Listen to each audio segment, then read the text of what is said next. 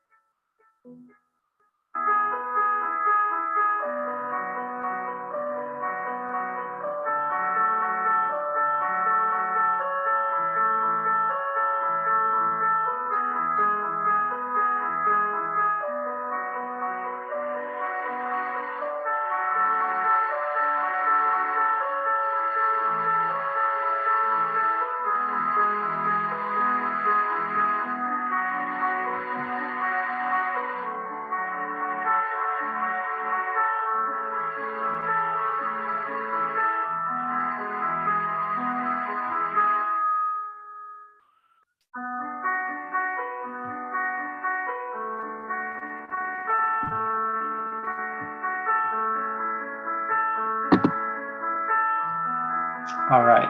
I hope everybody got a sense of, if you could see that, if you're tuned in with your screen, that you got, if you didn't, you just got some nice piano music. But yeah, just that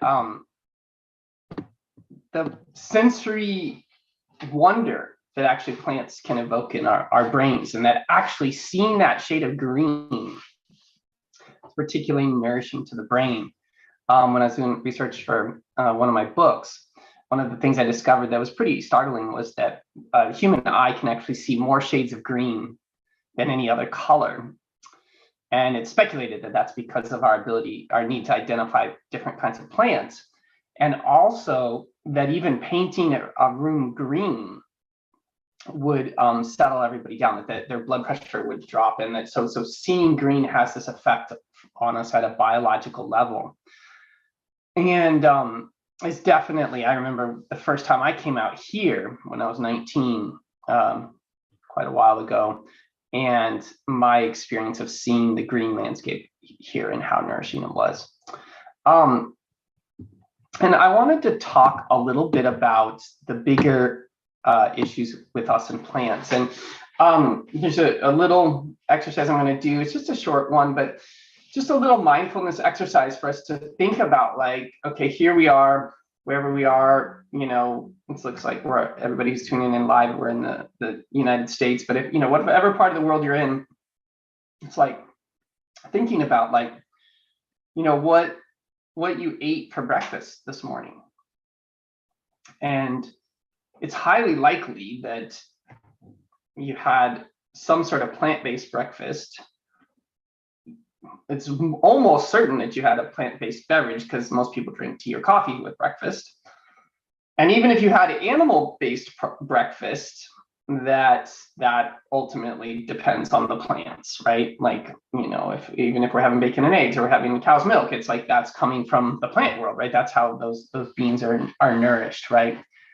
And that the clothes we wear, if they're natural fibers, they're cotton, or they might be wool, and again, both of those coming from the plant world. And even if they're synthetic fibers, realizing that a lot of those synthetic fibers are derived from plants, and that they're derived from petrochemicals, but ultimately the basis of petrochemicals, of oil, is actually plant matter. A lot of people don't realize this, that like all the fossil fuels we're burning, they're mostly from decomposed plants that over millions of years. And so very quickly we can go into realizing like how much of our world around us actually comes from plants.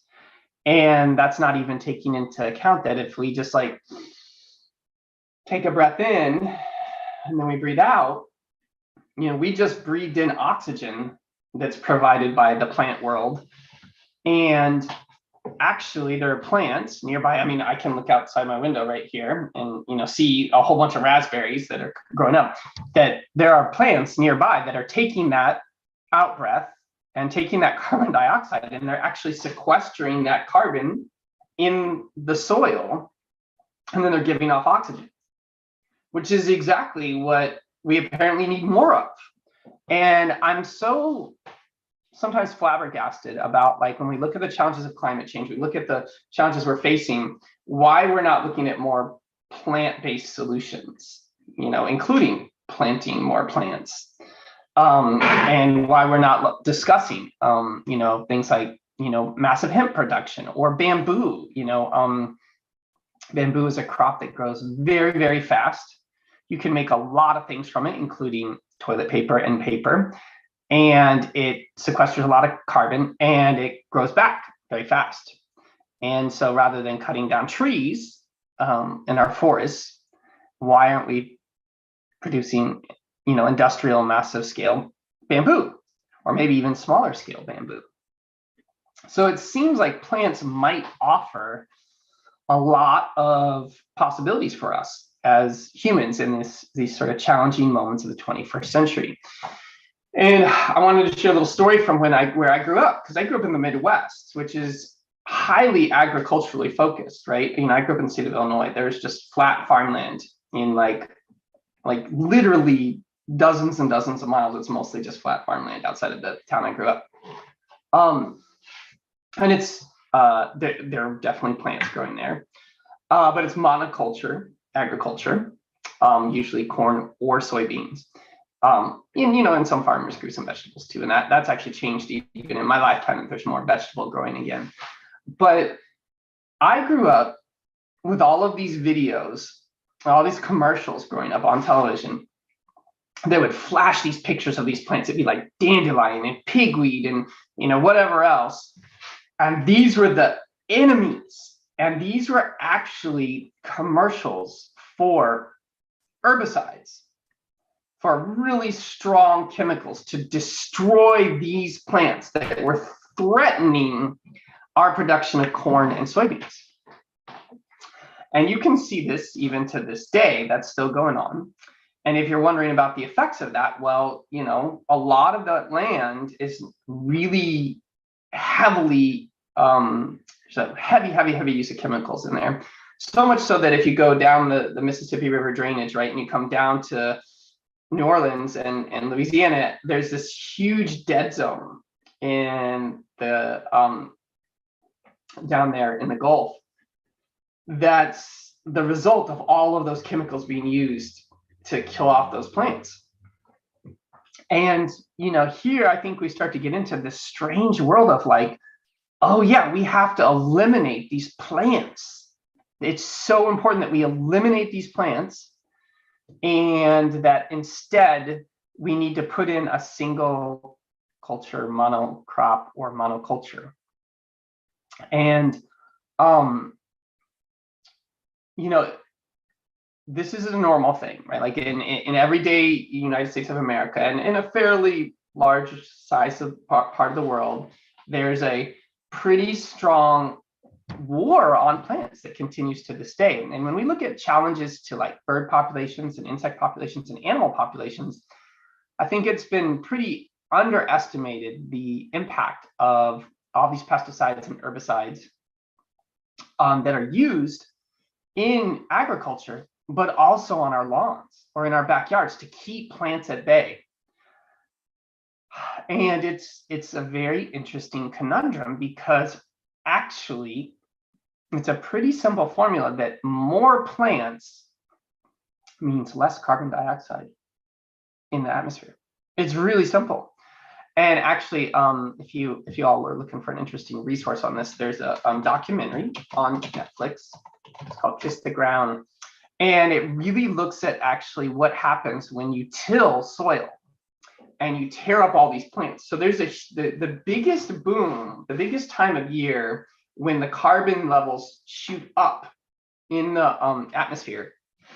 It's actually right about now, and also into June, when farmers till the ground and they pull up all these plants that are sequestering carbon, and then they actually plant whatever they're going to plant.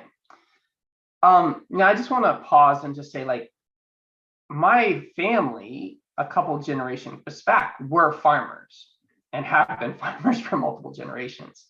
So I'm not advocating against agriculture, but I am advocating for us to really rethink agriculture. And in Kiss the Ground, they show very interestingly how the vast majority of the food we're growing, the soybeans and the corn, does not actually go to food directly to food production. It actually goes to feedlots to feed cattle. And one of the things they show in there is that actually, if we were to switch to free range grazing, grass-fed cattle, that would have a huge impact on carbon sequestration. Like carbon dioxide levels would drop. And they said that like by 2030, if we switched over, like there could be a major difference. Or maybe it's I think it's within 30 years. They also talk about no-till agriculture, and the realization that actually, if you don't till the soil and you plant around the plant, and then you also have other products that live off of that land, like free-range chickens and some animals, that actually most farmers will make more money from the no-till method than they will make from the actually tilling method. But the tilling method is heavily subsidized. So so agriculture is like one rabbit hole we could go down around this, right? But what I want us to come back to is like, well, let's just think about having more plants. And I look at my yard, and my wife and I and my son, like we tend to add plants to our yard. We joke about our yard is like a carbon sink, right? We're trying to sink as much carbon just from our yard as possible. But there has been a pretty interesting influence over the last few years as we've mowed our lawn less and less, and we've in particular let dandelions bloom, or if there's another flower blooming, we let it stay blooming through its cycle, how it's actually changed the neighborhood. And there's now several other people who don't mow nearly as frequently, and there's the dandelions in our neighborhood are making a comeback. And I think if we had to pick a poster child for this rewilding our lives, rewilding the planet, rewilding our bodies even, dandelion might be the poster child, right? Because there is this movement to dump chemicals on your lawn to get rid of dandelions. Like there's something really bad, like visually, about dandelions. And this is very strange because, I mean, most of you probably know, dandelions are a medicinal plant. They're also an edible plant, and they're hugely important. They're one of bees' favorite plants, especially in the late spring and early summer. It's one of the first foods that honeybees feed on. And so in our neighborhood, we have a ton of honeybees that show up every year for the dandelions. I know that like there's, honeybees are threatened and we have issues with pollinators, but the honeybees really do come to the dandelions. And dandelions, you can harvest the greens as a supplement to your diet. You can harvest the flowers as a food, and you can harvest the roots as a medicine, and even make a little toasted dandelion root beverage that's kind of like a coffee substitute. And dandelions will actually suck toxins out of the ground. So like if you have put a lot of pesticides in the ground, having dandelions come back in, they will actually take those out. So you have to be careful about where you harvest your dandelions from. You don't want to harvest them from an area that has a lot of history of a lot of these chemicals. So if we were to, instead of get rid of plants, if we were actively encouraging biodiversity in the world around us with plants, there's some amazing things that can happen, right? So it would help this issue with carbon, right? And it also helps the human psyche. Like there's a lot of studies that have now shown that like gardens, urban gardens, and greenery, just being around greenery actually calms the mind and nervous system down. This is the basis of what some of you might have heard of a forest bathing. And yes, going into a forest, a healthy, especially healthy, intact forest, and walking around for 20 minutes quietly has this incredible effect on the nervous system and the body and the being. But similar effects can be introduced by having plants inside, plants outside, and garden spaces. And you can find that, I guess, there's some really amazing things going on around this in Singapore. And what they've really tried to do is they've really worked on essentially rewilding their cities by putting in tropical plants on a lot of their buildings. And what this has done is this has actually cooled down the buildings. And then there's more greenery in the landscape when people look out, and so it's less stressful on their mind. And what's actually happened is animals have come back into the city, like jungle animals. And this is seen actually as a positive thing by most people. This isn't something where people are freaking out. They're like, oh my gosh, the animals have come back. And I think that when we talk about this idea of rewilding, one of the things we have to look at is our relationship to the things that are wild, and how there seems to be this unconscious kind of agreed upon consensus to try to eliminate the wild, or anything that's remotely wild or slightly unkempt, from our landscapes, from our parks, from all sorts of things. And I think it's slowly shifting. There's more native plants landscaping going on where I live, but at the same time, there's still a lot of trees being cutting down. There's logging being done. And then in our sort of what we call our sustainable logging industry here in Washington, the common practice is you cut down all the trees and you bulldoze everything out. So it's not at all sustainable. You take out all of the plants, all the undergrowth, and then they replant Douglas fir trees in there, right? Which is their main crop, the main forest log crop, because you get the most board feed for that. But then they spray lots of chemicals to keep down the vegetation underneath those trees. So it's only those trees that succeed. So we don't actually even have forests.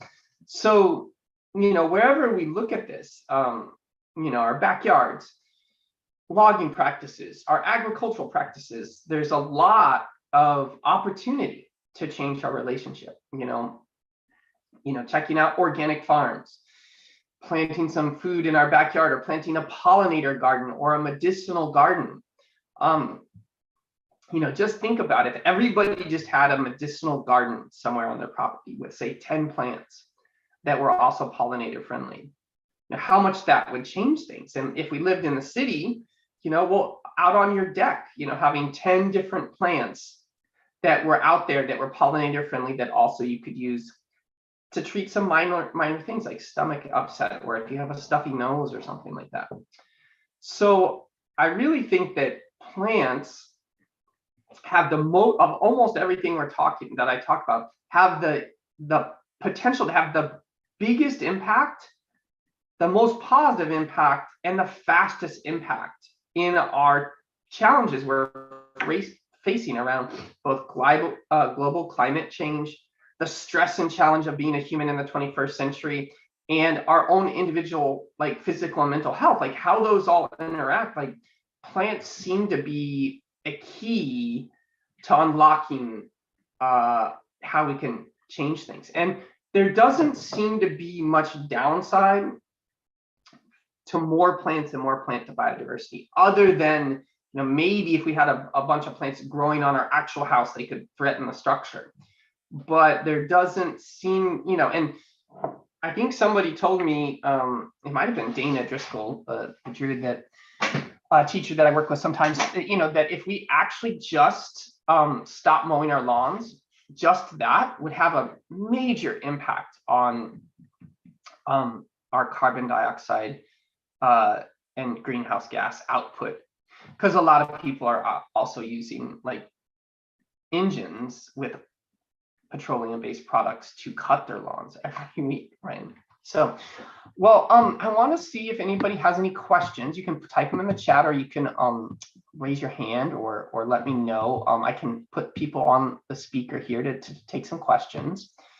And I'm also just going to announce that, over the next few weeks, partially because of the time of year, it's a great time of year to do this, I'll be focusing more on plants in these free Fridays, and I'm going to have a couple interviews and also getting ready to teach some more classes about plants. But Lynn, Annalisa, or Albert, I wanted to see if you had any questions or comments about what we're sharing today. And let me know if you want to speak, or if you want to just put a question in the chat.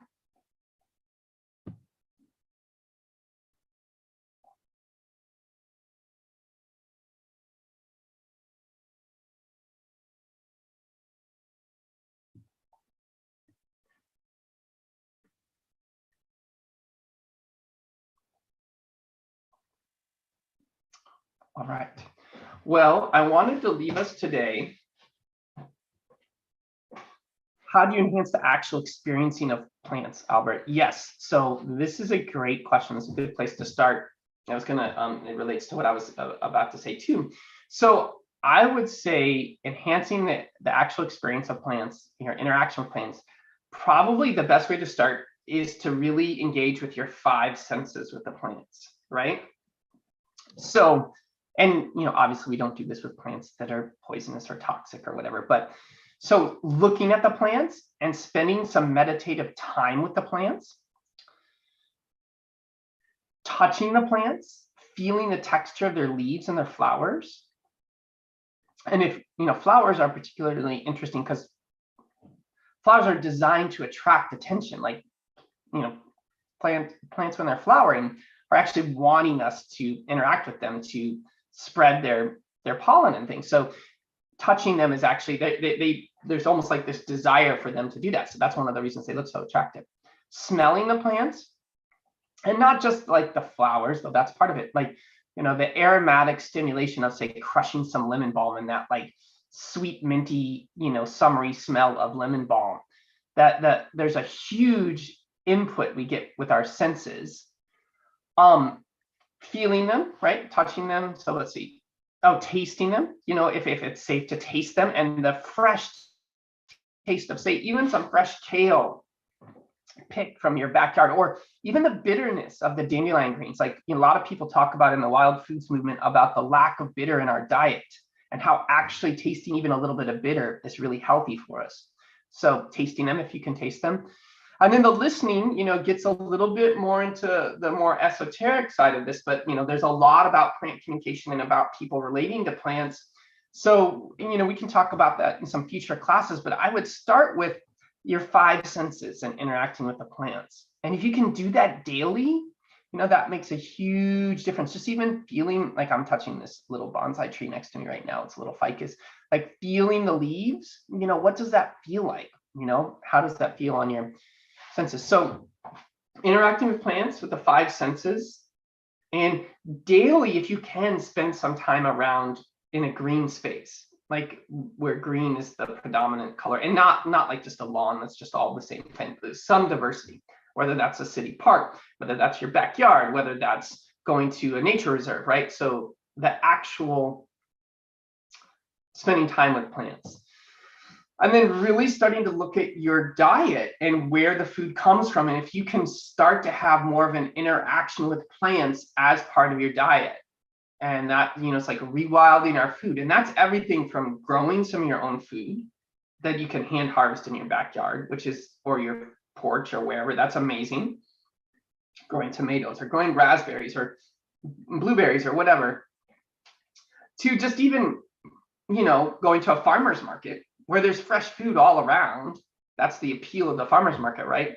But even if you can go a little bit of a step beyond the farmer's market, going to a U-pick farm. I've seen people have the most extraordinary experiences going to a U-pick blueberry farm or having a U-pick CSA where they go and they at least pick some of the food, and then having this connection to the farmers and connection to the land. There's a farm right over here. It's about 3 miles away, called Jubilee Farm, that our friends had a CSA at. And CSA is community supported agriculture, for those of you who don't know. And on Fridays, we would just go there and meet them there, and they would pick up their CSA and do a little bit of picking, and then we would all have lunch. We'd have dinner outside at the farm, and the kids would run around and play, and it was just the most magical Fridays for us. So I think it's not as hard as we imagine, and then as over the next weeks, we'll talk more about this, like what it's like to build a medicinal garden, what it's like to have medicinal plants in your life, and how you can slowly replace things like over-the-counter medicines with simple remedies, So, well, thanks everybody for tuning in today. I think this serves as a nice little intro to the topics of plants and rewilding. And like I said, we'll revisit this in some future videos, some interviews. I've got a course coming up on connecting with plants more deeply. And also I'll try to put in a blog or two that looks at this in a refreshing way. So, but I encourage everybody, get outside, get into nature, use your senses, connect with the plants, find them wherever they might be. And the more diversity of plants, probably the more soothing and nourishing it's going to be in your life. So, well, thanks everybody. And yeah, I'll be in touch with some more information, and yeah, stay tuned to my newsletter. All right, have a great day, everybody.